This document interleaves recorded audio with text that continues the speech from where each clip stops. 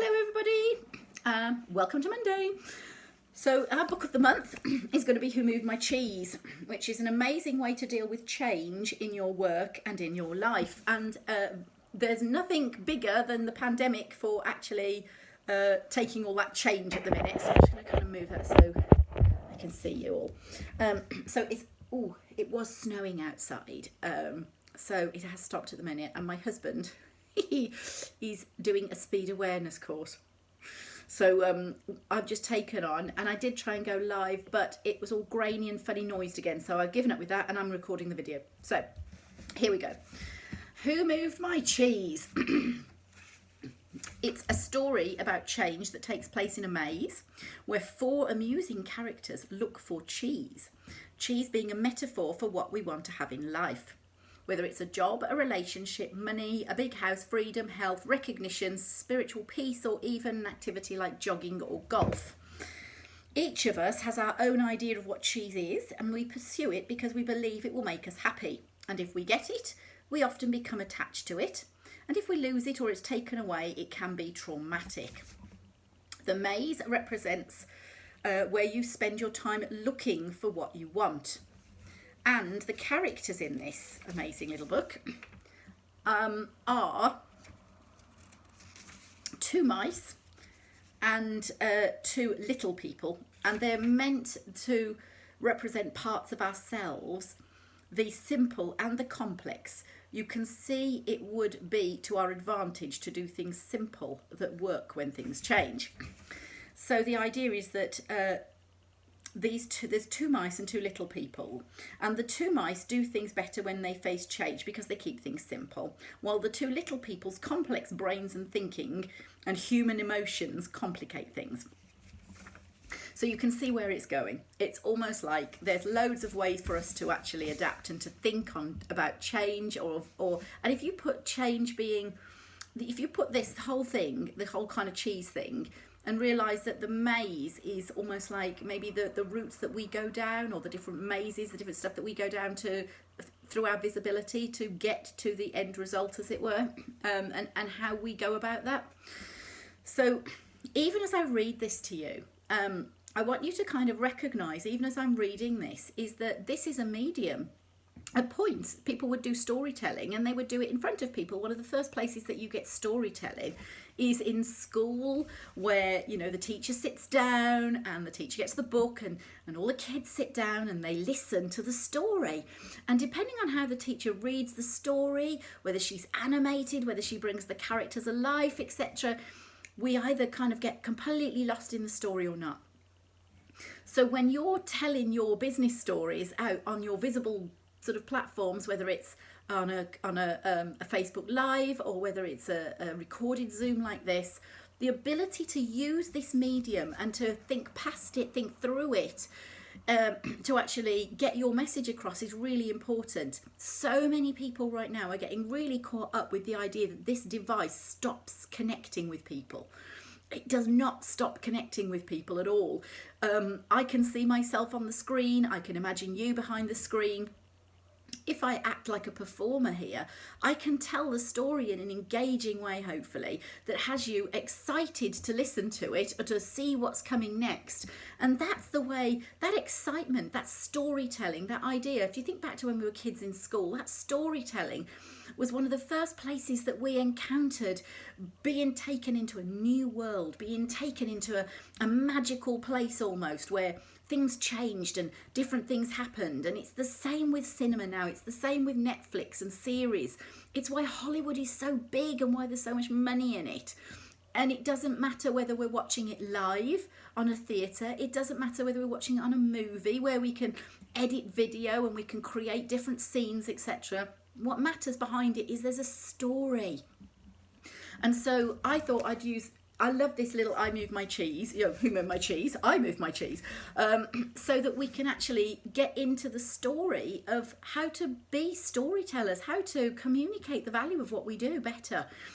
And also to have the themes of these books come to life for us. You know, I don't know about you, how many business books have you read, or personal development books, or spiritual books, or things to do with your identity or your inspiration or your work that that make it all about sort of, you know, trying to sort of give us information.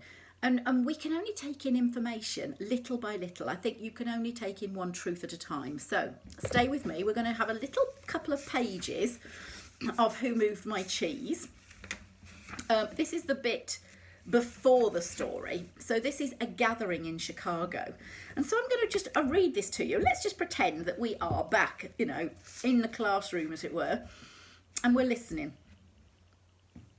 And what I want you to do is just pay attention to see what pings up for you. Is there anything that I'm reading here that suddenly goes, oh?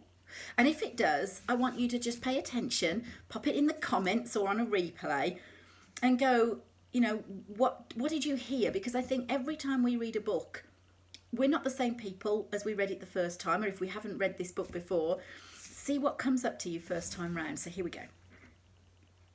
One sunny Sunday in Chicago, several former classmates who were good friends in school gathered for lunch, having attended their high school reunion the night before. They wanted to hear more about what was happening in each other's lives, and after a good deal of kidding and a good meal, they settled into an interesting conversation.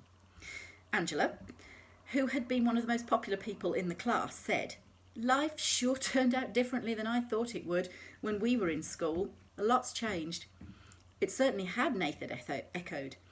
They knew he had gone into his family's business, which had operated pretty much the same and had been a part of the local community for as long as they could remember.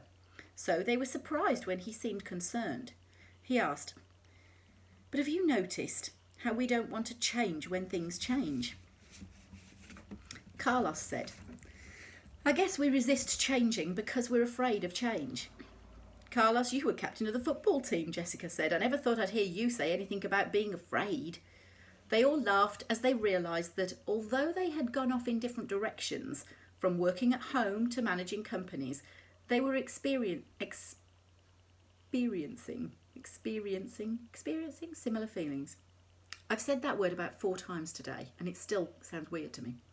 Anyway, everyone was trying to cope with the unexpected changes that were happening to them in recent years, and most admitted that they did not know a good way to handle them. Then Michael said, "I used to be afraid of change. When a big change came along in our business, we didn't know what to do. So we didn't adjust and we almost lost it. That is," he continued, "until I heard a funny story that changed everything." "How so?" Nathan asked. "Well, the story changed the way I looked at change, from losing something to gaining something, and it showed me how to do it. After that, things quickly improved, at work and in my life. At first I was annoyed because it sounded like something might have been told in school. Then I realised I was really annoyed with myself for not seeing the obvious and doing what works when things change. When I realised the 4 characters in the stories represented various parts of myself, I decided who I wanted to act like, and I changed. Later, I passed the story on to some people in our company, and they passed it on to others, and some of our businesses did much better because most of us adapted to change better. And, like me, many people said it helped them in their personal lives. However, there were a few people who said they got nothing out of it. They either knew the lessons were already, and they were already living them, or, more commonly, they thought they already knew everything and they didn't want to learn. They couldn't see why so many others were benefiting from it. When one of our senior executives, who was having difficulty adapting, said the story was a waste of time, other people kidded him, saying that they knew which character he was in the story, meaning the one who learned nothing new and did not change. "What's the story called?" Angela asked. "It's called Who Moved My Cheese." The group laughed. "I think I like it already," Carlos said. "Would you tell us the story? Maybe we can get something from it." "Sure," Michael replied. "I'd be happy to. It doesn't take long." So he began. So just even in the start of this introduction, other than me can't say the word experiencing today, I don't know. Anyway, there's a couple of things in this that we can take away already. Things about, I know that already, or not adapting to change, or waiting, or wanting things to stay the same. Things are not going back to normal in terms of even when we're out of lockdown. Visibility, being on stage, is now, this is our new platform, this little device here, our iMacs, our PCs, those little cameras that we put in front of them, they are our new window to the world. They are our new way to be visible to a lot of people that may then be able to come to us offline as well as online. This is the way forward to scale our business. Now, as I'm recording this, you're not in front of me. I hope that my storytelling was kind of okay. I hope that you felt that you could enter into the beginning of this conversation, of this story that these people were having. And if you did, then recognise that there was some skill behind me even doing that. And the skill is simply this. Even when I was reading, you might have noticed that my energy was still towards the camera. My voice, I was trying to bring some characteristics out of it. I was trying to read ahead in the story so that I could bring some meaning out of it. I wanted to keep the energy and keep the engagement, even at times when I looked back at you and said words wrong. So how can we use a little bit of that stagecraft, a little bit of that idea, a little bit of the identity, not only to kind of look at the things that we don't want to actually go and do better at, and get better at in speaking and communicating, but also where in our message, where in our market, where in the things that we're doing that could really be a key to a way of changing things. I had to step back over the weekend and realise that I'd done a public speaking course last year called the Visible Programme, and it was bringing a kind of, I didn't quite know how much to teach people. I did it as a beta course, and so I taught quite a bit in there, as it were, and wanted to pick out what people found most exciting and interesting that they weren't getting anywhere else. And I knew I wanted to relaunch it, but I didn't quite know how. And I needed to step back and kind of, when I read this book over the weekend, I suddenly saw that I couldn't keep going down the same maze with the same thing. There was a need for change, and the marketplace wanted something new. So I decided I would phone up some friends of mine who are actors and actresses, theatre, TV, that can do all of this kind of stuff and teach it, and improvisation and comedy, etc. And what if I could create a real experience? What would be a really great experience for my market? Again, a really great result. Okay, I'm going to just say that for today. And as soon as I actually asked the question, what would be that great result? What would make people really love being part of this? And suddenly my ideas flowed. Because I was thinking of the customer, I was thinking of their journey, and I got really excited. I got out of my rut about how it should be, and I started to think, my goodness me, this could be great. I can't wait to tell people about this. And that level of enthusiasm and the structure and having almost like just going down a different maze and trying to find some different cheese is a great way to start reinventing yourself if you felt a bit stuck in the way that you deliver things, in the way that you're coming out with things. So there's a lot, even in that little introduction, and we will go into the cheese story throughout the rest of this month, as it were, with just a little bit of a 15-minute live. And hopefully you will be able to put some comments on here and reply. So what have you heard in that story today? What have you heard just in the start of this that's helpful to you?